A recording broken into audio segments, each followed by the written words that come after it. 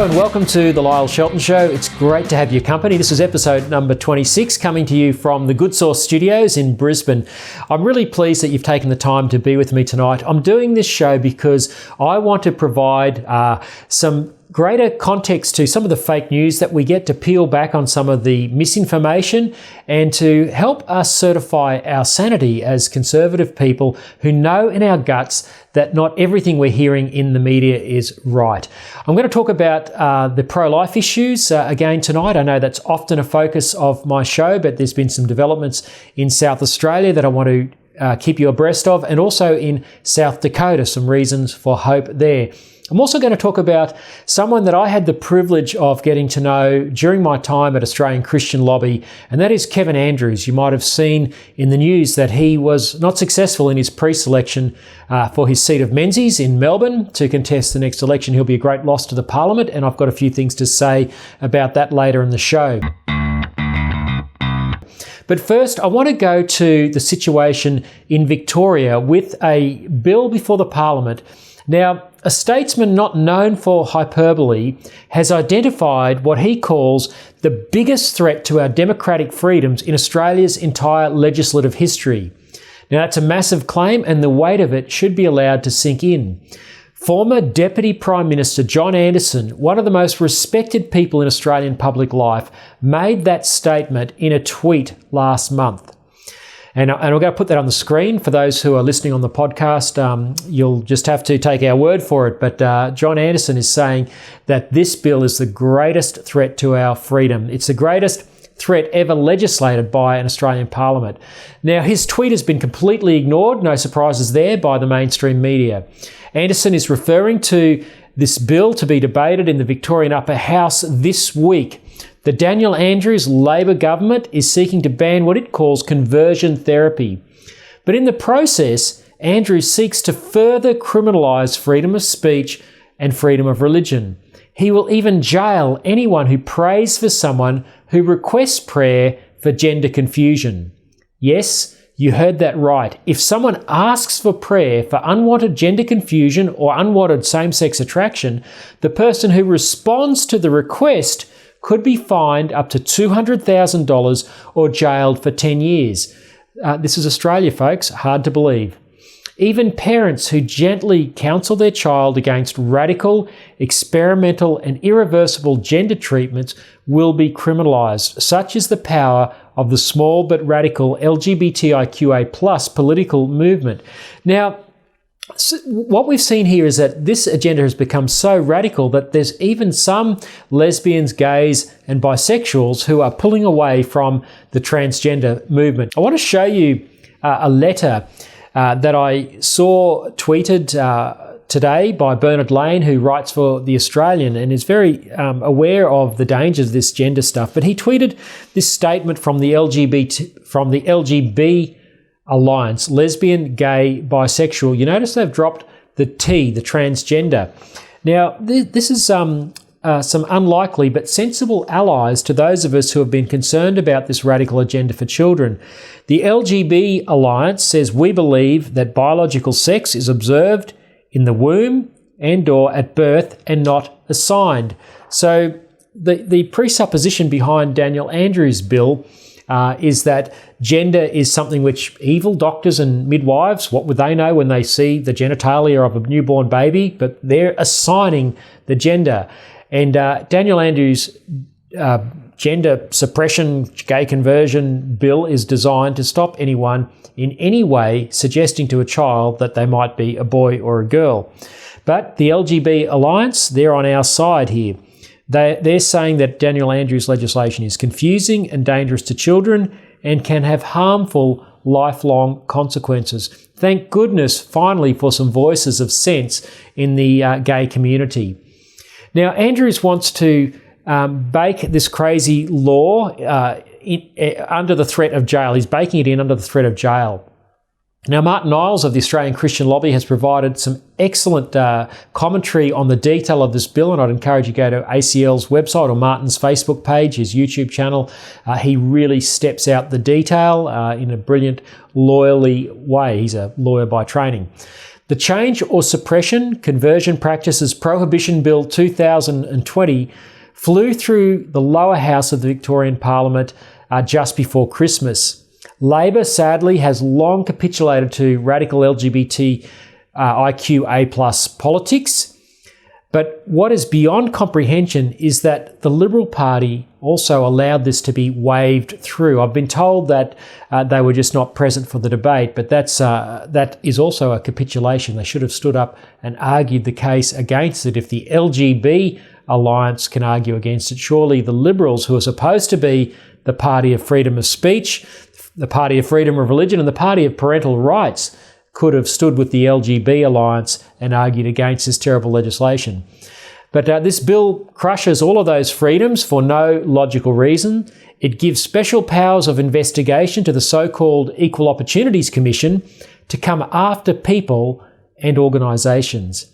And yet it passed with little debate and no political opposition. It's a measure of how scared and spineless Victorian politicians are in the face of the rainbow mouse that roars. Let's hope that when the upper house begins debate this week, that some spines are grown. There is no way a bill like this has the support of mainstream Australia. Yet where are the Victorian politicians willing to stand up for parents who don't want Daniel Andrews putting their son in a dress? Sadly, the numbers in the Victorian Upper House don't favour the defeat of this bill. That's my assessment. I hope I'm wrong. And that's even if the Liberals do the right thing. Further analysis can be found at the Human Rights Law Alliance as well as ACL. Human Rights Law Alliance also happen to be my lawyers in the taxpayer-funded anti-free speech case being waged against me here in Queensland by two LGBTIQA+ activists. Now, the Victorian legislation follows hard on the heels of similar, but not quite as draconian, conversion therapy laws that have recently passed in Queensland and the ACT. There's a trend around Australia, it's also a global trend, to criminalise so-called conversion therapy. And as the LGB Alliance points out, it's conversion one way. You can convert a child from being a boy to being a girl, but you can't encourage a child to be happy with that child's natal development. The hypocrisy is unbelievable. That's why John Anderson says this is the biggest threat to freedom ever in Australia's legislative history. Now, emboldened by their win in the 2017 same-sex marriage plebiscite, the radical rainbow activists are stepping up their war on freedom and biology. When someone like John Anderson says this is the biggest threat to democratic freedoms in our history, we should take notice. Well, turning now to South Australia, it's such a shame that the South Australian Liberal Party, and don't get me wrong, I'm a supporter of the Liberal Party, but down there in South Australia, they're treating an abortion to birth bill as if it were essentially a government initiative.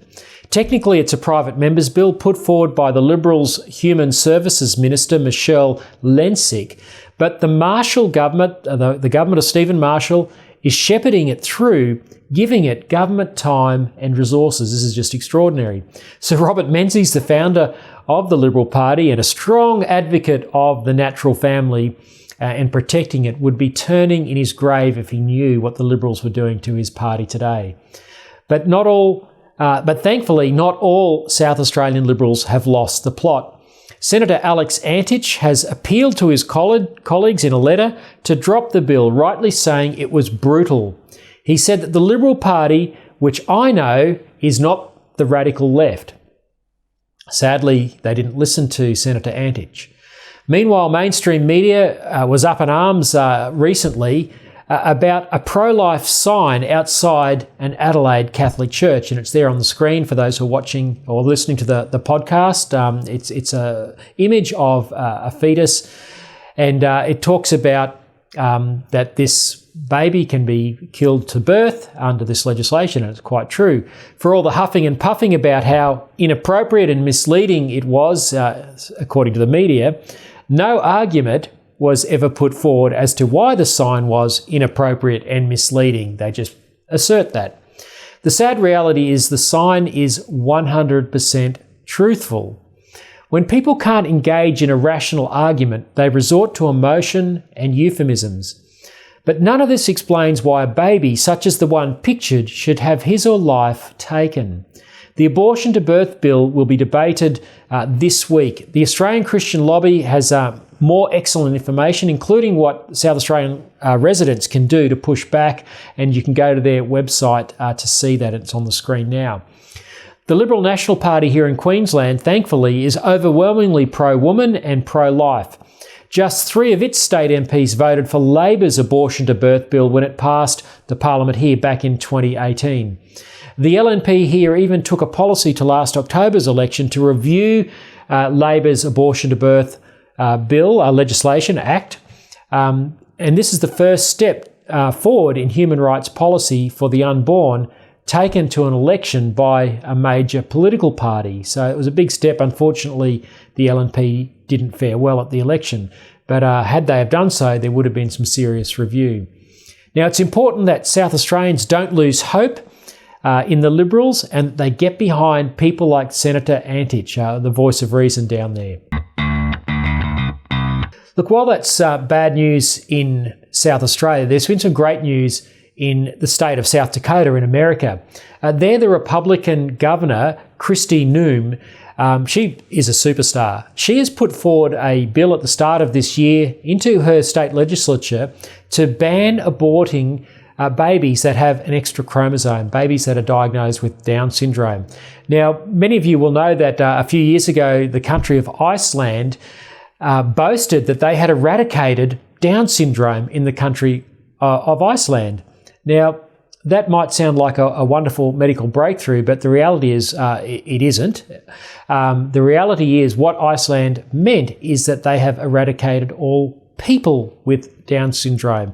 And that means the people that were diagnosed with Down syndrome in the mother's womb are pretty much all aborted, 100% of them, therefore achieving that eradication. Now, Governor Kristi Noem in South Dakota has a different approach to this, and she's saying just because you have an extra chromosome doesn't mean that you shouldn't be afforded the rights under the US Constitution for the right to life. And so she's put forward this legislation. She's expecting her colleagues in the South Dakota legislature to vote this in. We'll keep you up to date on that. But I just wanted to bring that to you because it just shows that with some will and some courage, this pro-death agenda that has been sweeping the globe for decades now can be pushed back on. And I hope that Kristi Noem's example will embolden other politicians right around the world, and particularly here in Australia, to put forward bills such as this, which affirm the right to life, starting with the disabled who are just routinely killed because of their disability. Well, back to Australia, and I mentioned at the start of the show Kevin Andrews, a great statesman, and I'm going to call him a statesman. He's been in the parliament for 30 years. He's from Melbourne, and over the weekend, his pre-selection for his seat of Menzies was held. And sadly, he didn't win that pre-selection, but in the media reporting, it was said that there was a hard right flank of the Liberal Party that had been defeated. Journalist Richard Ferguson's coverage of Kevin Andrews' disendorsement by party members sought to give him and his supporters this pejorative kick on the way out. Instead of reporting the news, Ferguson seemingly wanted readers to believe that Andrews was part of some toxic, nefarious grouping within the Liberal Party of Victoria. Now, I've never seen a journalist describe moderates or the progressives as hard left. They describe them as moderates and progressives because who doesn't want to be that? Before unpacking what this term means, it's worth noting that within 24 hours of Ferguson's story going live on the website, the phrase hard right flank had been replaced in the Australian's coverage by the phrase conservative wing. Same URL, but the story had been updated with Ferguson's knife twist scrubbed. Perhaps the Australian doesn't employ sub-editors on Sunday, allowing reporters with an axe to grind with impunity. Well, it's great to see younger people coming through the ranks of political parties, and the weekend's winner of the pre-selection battle, Keith Woolahan, looks to be a stellar candidate. At 65 years of age, Andrews' desire to serve one more term was certainly not unreasonable. Parties do need a blend of wise heads and youth. Despite being a hate figure of the progressives, and again I'll come back to that terminology, Andrews is a formidable intellect and a policy expert. He served as Immigration Minister under John Howard and as Social Services and Defence Minister under Tony Abbott. As the longest-serving member of the House of Representatives, he has the honour of being the father of the House. Now, that's quite a tradition in our parliamentary system. The left is dancing on his political grave this week because he is a Conservative. Even before cancel culture became a thing, Kevin Andrews was being demonised by the progressive left. In 1996, as a relatively new parliamentarian, he courageously and thoughtfully led the campaign to overturn the Northern Territory's radical euthanasia laws. The so-called Rights of the Terminally Ill Act had resulted in several killings of people who were not terminally ill. But evidence doesn't matter to the progressive left, even when it harms people. Andrews never shirked his advocacy for the natural family as being the gold standard to which civil society should aspire. Without ever casting judgment on people for making other choices, he simply put forward the facts from social science and suggested public policy should incentivise what we know works best for children. His 2012 book, Maybe I Do, Modern Marriage and the Pursuit of Happiness, was lampooned by progressives, but no one ever said why the science he presented was wrong. Demonise, never debate is the moderate's way. Doesn't sound very moderate or progressive to me.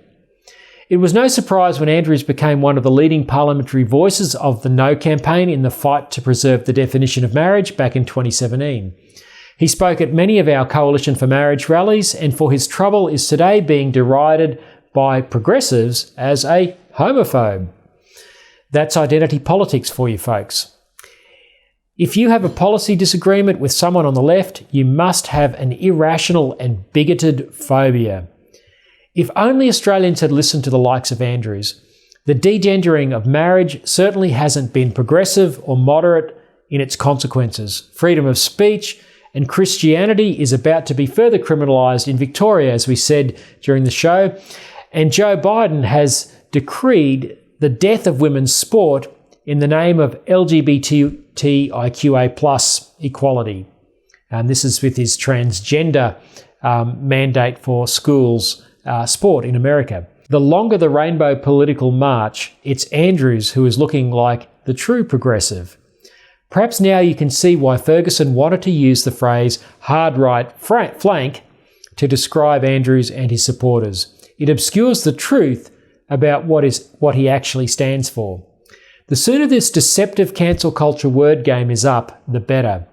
As former Deputy Prime Minister John Anderson keeps saying, you can't get good public policy from bad debate. Kevin Andrews will be missed in the Parliament. I'm sure he'll continue to be an asset to the Conservative cause. No political party needs a hard right flank.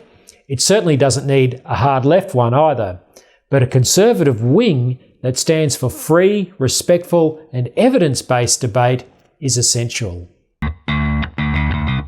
Well, folks, that's just about it for the Lyle Shelton Show this week. But I just want to, before I finish, mention the first couple of weeks of Joe Biden's presidency.